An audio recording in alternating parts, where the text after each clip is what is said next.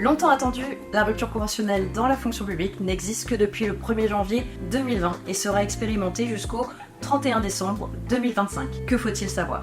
Tout le monde n'a pas accès à la rupture conventionnelle. Seul le fonctionnaire titulaire et l'agent en CDI peuvent convenir d'une rupture conventionnelle. Cela signifie que vous n'avez pas accès à la rupture conventionnelle si vous êtes stagiaire, si vous avez atteint l'âge de départ à la retraite, si vous êtes détaché en qualité de contractuel et évidemment pendant une période d'essai ou en cas de licenciement ou de démission. La rupture conventionnelle n'est pas un droit. La rupture conventionnelle peut être conclue à votre initiative ou à l'initiative de votre employeur public. Mais elle ne peut pas être imposée par l'une ou l'autre des deux parties. Lorsque l'une des deux parties souhaite conclure une rupture conventionnelle, elle en informe l'autre partie, puis un entretien est organisé par votre administration dans un délai entre 10 jours francs et 1 mois après la réception de votre proposition de rupture.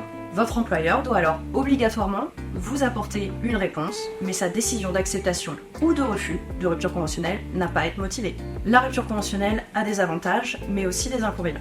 Oui, la rupture conventionnelle présente l'immense avantage de vous donner le droit au chômage. Mais pendant les 6 années qui suivent une rupture conventionnelle, vous ne pouvez plus être recruté par n'importe quel employeur.